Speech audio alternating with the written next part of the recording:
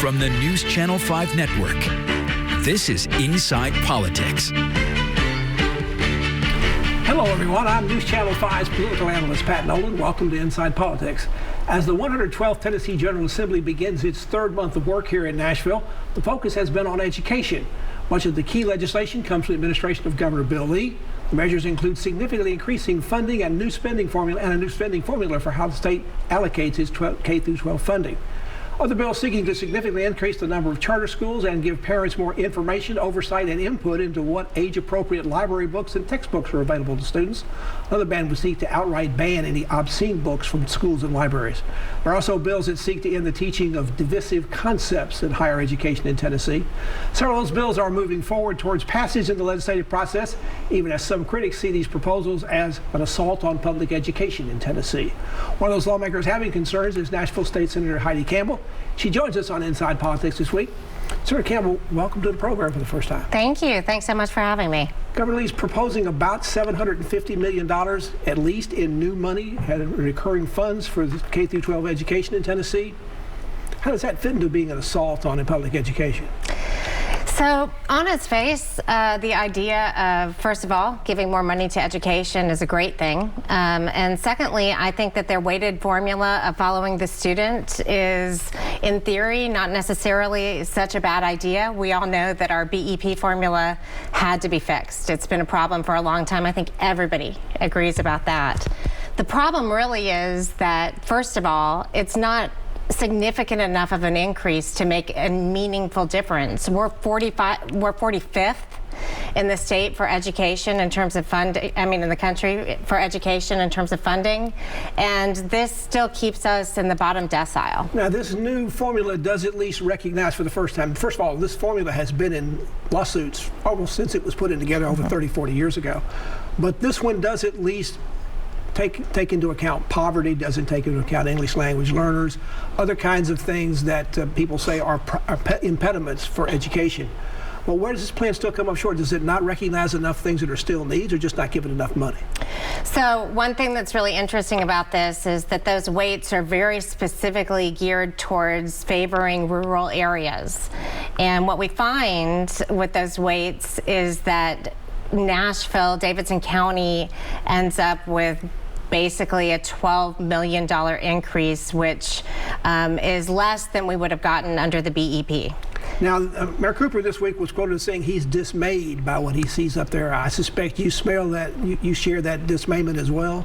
I am. I'm very concerned about it. You know, we're sort of seeing another phase in the process of taking power away from Nashville, from Davidson County, and punishing Davidson County, even though we provide most of the wealth for this state. So, you know, for example, on average, our students get $1,650 less per student than the state average, and yet we contribute $4,635 more per student. I assume Metro school officials have told you the same thing, Dr. Battle. Was there anything they can do about it? I mean, anything you can do about it on the Hill? I mean, the Republicans have a super majority. They can pretty much pass what they want to.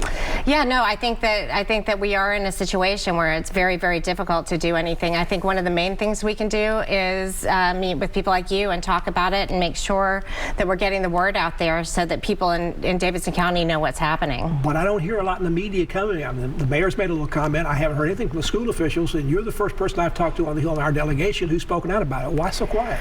I think that what's going on with our teachers in our schools is they're coming off of 2 years of really having been attacked. We've got a lot of sociological issues that are rampant right now in the legislature and in the state, and I think that people are you know, slowly becoming aware of it, and hopefully we'll get the word out. This is your first term on the Hill. This is your second year of a 4-year session. It's your 4-year term you've got. Based on what you see, I know that you tell me they're nice to you up there, but is there an adversarial position more than governmental partners between Nashville and the state? It seems like they're constantly at odds on a whole variety of issues. Well, you know, the the whole thing on Bugs Bunny when you have the dog and the sheep, the wolf and the sheepdog going in to punch in for work, and they're really nice to each other, and hey Fred, hey Jack, and then they go in and fight, and then they leave and good night Fred, good night Jack. That's kind of what it's like. I mean, I really do love my colleagues up there. They're great people, and we see things very differently, but mainly there is this big push to take power away from Davidson County, and you know, that's something that obviously we see differently.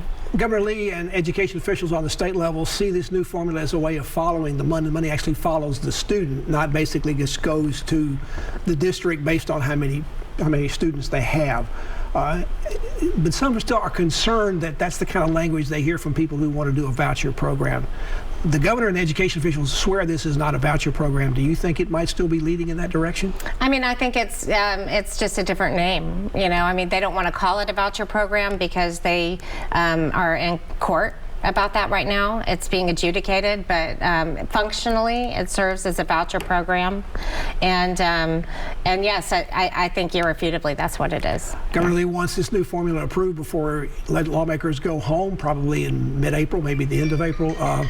Do you think that's a possibility, or do you think you're more likely in a situation where you're going to have to deal with maybe it be coming into next year? I think some lawmakers like this would have more time to study it.